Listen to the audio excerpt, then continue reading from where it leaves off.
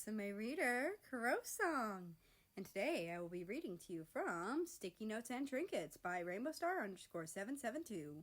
That's me!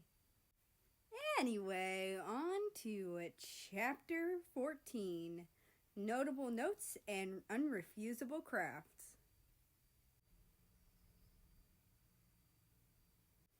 America let out a soft sigh as he stretched, hoping to calm his aching muscles after cheer practice.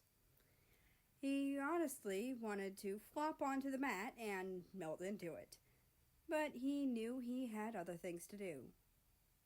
He dragged himself to the locker room and quietly changed back into his normal clothes.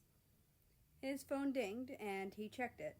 It was his father texting him, telling him that he was a bit held up in traffic. So he decided to stop by his locker and drop off the books that he wouldn't be needing. It wasn't too long before he was in front of it and looking at a little sticky note. It was a little more flirty than the other ones he had gotten. Reading, "You are an alluring, magnificent, and nearly perfect angel. Did you lose your wings and halo to walk among us?" That caused him to flush bright red as he read it carefully and put it into his binder.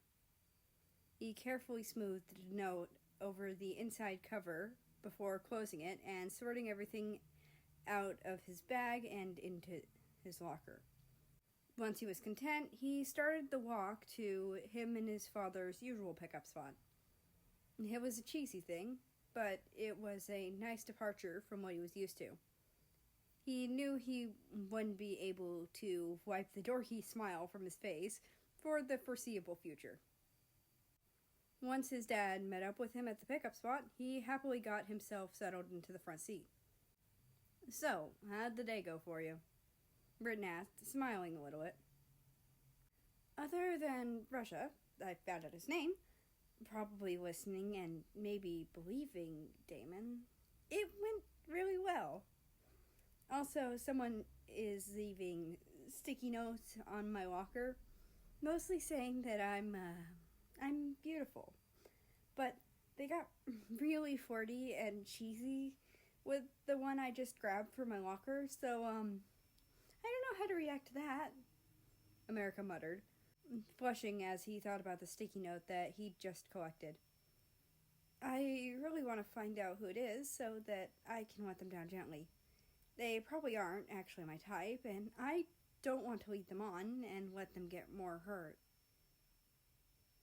"Maybe they aren't interested in you romantically, just giving you a lot of compliments that you aren't getting, and that very well may be part of why they choose to flirt with you," Britton offered gently, smiling softly at his child.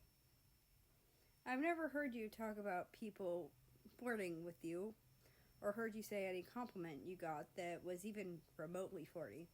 So maybe they noticed and just wanted to change that, even though it was quite a stupid way to go about it, if they aren't interested.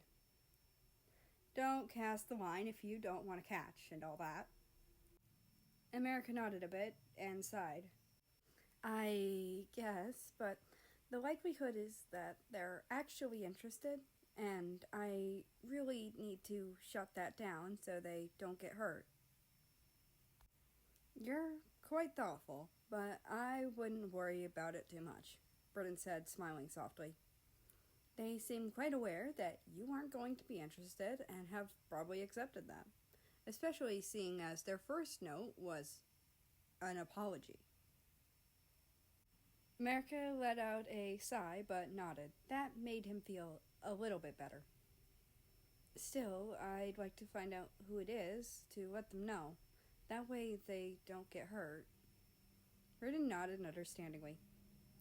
"You're going to have a hard time catching them, especially since they're waving post-its.